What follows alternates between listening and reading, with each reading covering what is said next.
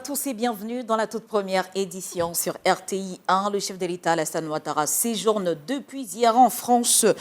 Comme vous le voyez sur les images, il a quitté Abidjan pour un séjour dans l'Hexagone en compagnie de la première dame Dominique Ouattara. Et à l'aéroport, il était accompagné par plusieurs membres du cabinet présidentiel. Restons à l'international avec le 39e sommet de l'Union africaine qui se tient depuis hier à Addis Abeba en Éthiopie. Une cinquantaine de chefs d'État et de gouvernement y participent. De nombreux dossiers et autant de crises seront examinés tels que les combats dans l'Est de la RDC, la guerre civile au Soudan, la reprise de la guerre au Soudan du Sud ou encore la menace terroriste qui frappe de nombreux pays sur le continent. Et en marge de ce grand rendez-vous panafricain, le vice-président ivoirien a pris part vendredi au sommet Italie-Afrique, occasion pour la présidente du Conseil des ministres italien et de ses pairs africains de faire le bilan du plan Mattei doté de 5,5 milliards d'euros pour accélérer le développement du continent. Le point de notre envoyé spécial, Herman Guivet. Centre international des congrès d'Addis Abeba en Éthiopie. Ouverture du deuxième sommet Italie-Afrique en marge du 39e sommet ordinaire de l'Union africaine prévu les 14 et 15 février 2026. Un sommet auquel participe le vice-président de la République Tiemokom Elie-Koné. Il y représente le chef de l'État, Alassane Ouattara. Ce deuxième sommet Italie-Afrique a été l'occasion pour la présidente du Conseil des ministres italien Giorgia Meloni et ses pairs africains de faire un bilan de la mise en œuvre du programme d'investissement et de partenariat stratégique dénommé Plan Mattei pour l'Afrique, doté d'un fonds initial de 5,5 milliards d'euros pour aider le continent à se développer.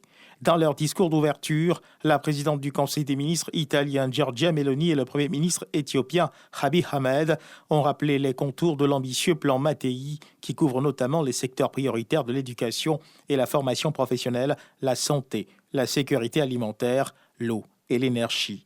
Au nom du président de la République, son Excellence Alassane Ouattara, le vice-président Tiemokom Elie-Koné a marqué sa satisfaction de voir la Côte d'Ivoire figurer au nombre des premiers pays bénéficiaires du plan Mattei qui s'élève à hauteur de 639 millions d'euros. Il s'est également réjoui de la forte progression des échanges commerciaux entre notre pays, la Côte d'Ivoire et l'Italie en ce qui concerne la coopération bilatérale. Ce sommet Italie-Afrique intervient 2 ans après le premier sommet tenu en Italie en janvier 2024. Et dans la foulée, le vice-président ivoirien a aussi multiplié les tête-à-tête, climat, santé, coopération bilatérale. Tiemokom Elie-Koné a notamment échangé avec les patronnes du Fonds vert pour le climat et de l'ONU-SIDA. Objectif, réaffirmer le leadership ivoirien sur les grands enjeux du continent. Herman Guivet.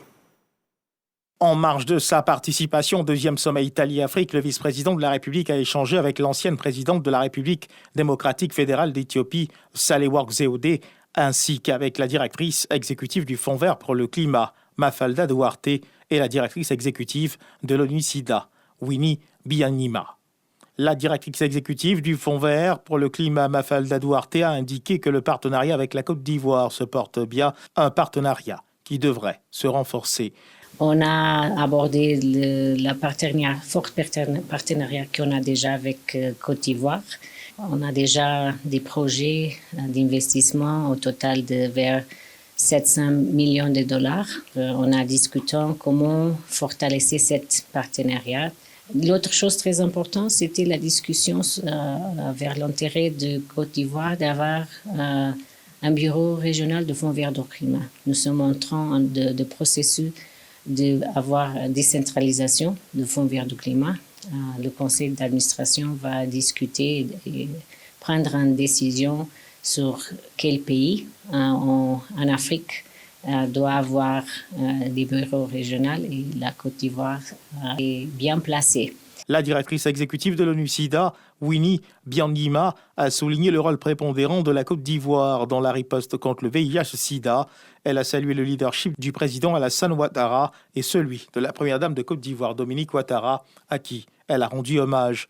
La directrice exécutive de l'ONU-SIDA, Winnie Byanyima, a également remercié et félicité les autorités ivoiriennes pour la mise en œuvre effective de la couverture maladie universelle, la CMU.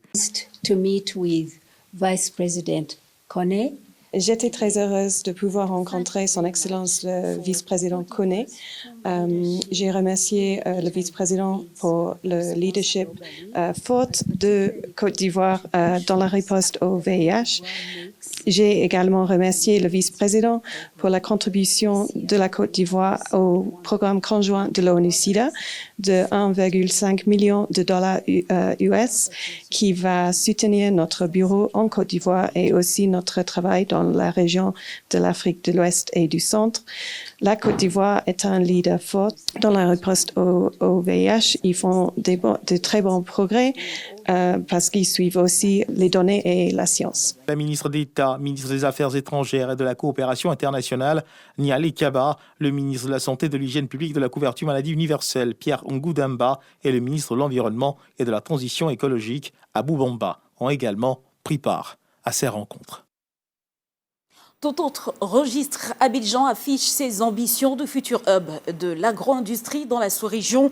Le coup d'envoi a été donné pour les grands rendez-vous Food Expo et AgroFood. 3 jours en octobre prochain pour faire de ce secteur un moteur de croissance. On en sait plus avec Jean-Luc Bangbo. Faire de l'agroalimentaire un levier de développement et d'intégration régionale.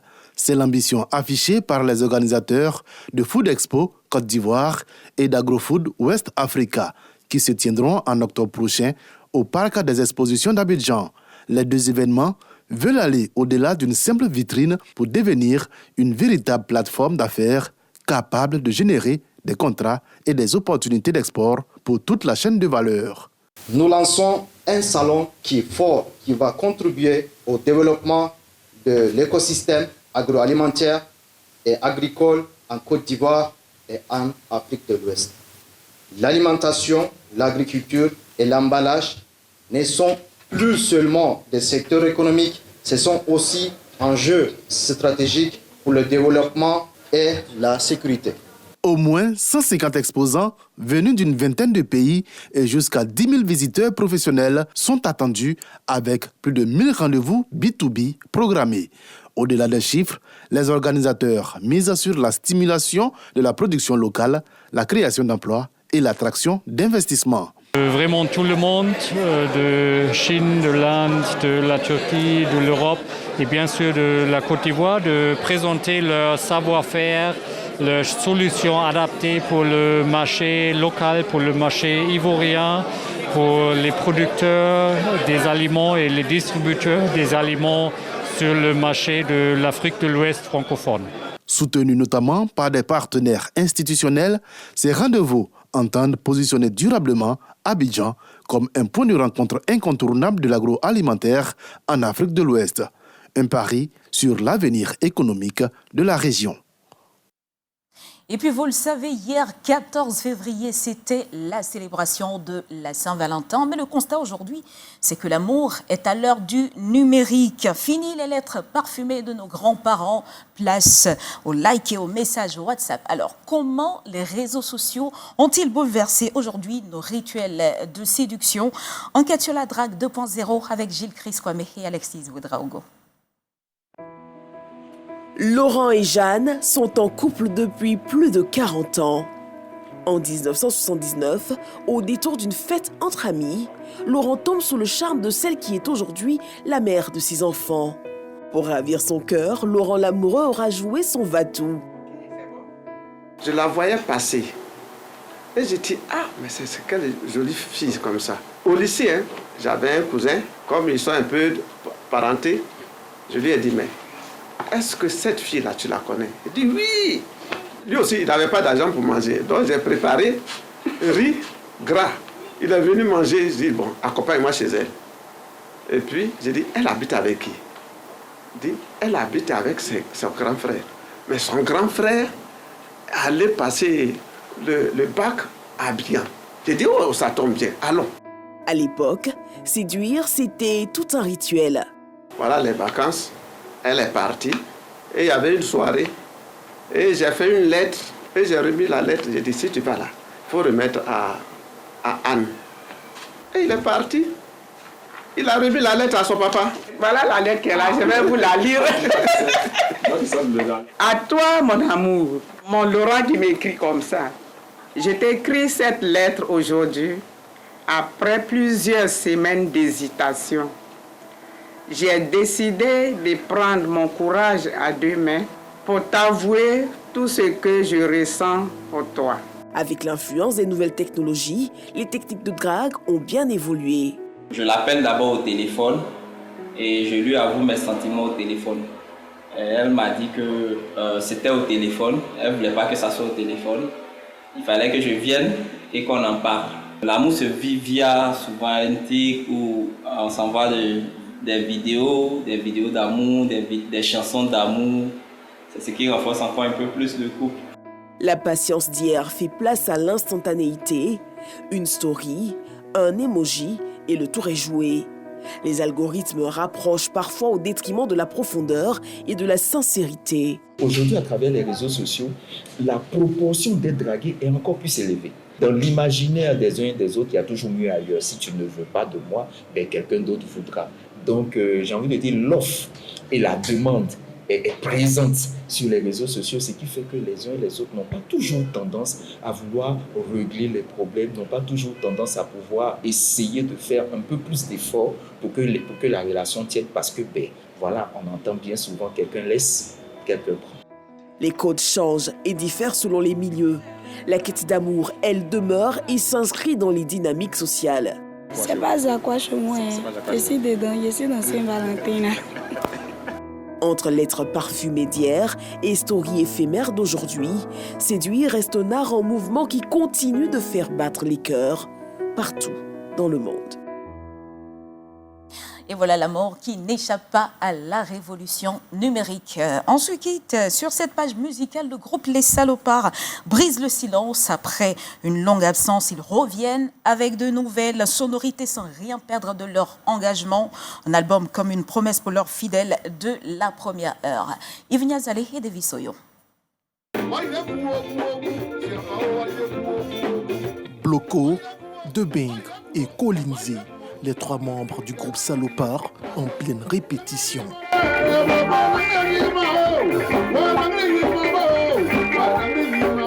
Nos fans auraient aimé, par exemple, qu'on revienne à 4, comme au début. Mais malheureusement, les étapes de la vie, les péripéties de tout un chacun de nous a fait qu'on est revenu déjà à 3. Donc là, c'est nos excuses. Et ensuite, leur demander de nous juger sur ce qu'ils vont écouter. Voilà. Et consommer notre album sans modération. Les auteurs de chansons à succès comme Vivre le maire, Plus jamais ça, Waligou font leur retour sur la scène musicale pour reconquérir le cœur de leurs fans. Pour la bonne marche de la commune, j'échangerai la commune à tous les bâtons magiques. On a des écoles, des hôpitaux. Quand ils sont votés, on n'attend plus rien de tout ça. Quand ils sont votés, on n'attend plus rien de tout ça. Pour le retour, le groupe Les Salopards mise sur l'innovation.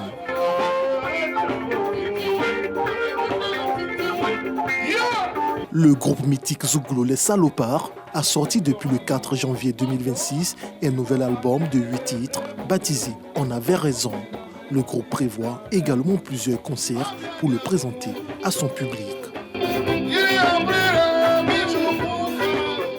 Et voilà, c'est la fin de cette édition. Merci de l'avoir suivi. Je vous donne rendez-vous à 23h pour le dernier journal. D'ici là, belle matinée sur RTI 1.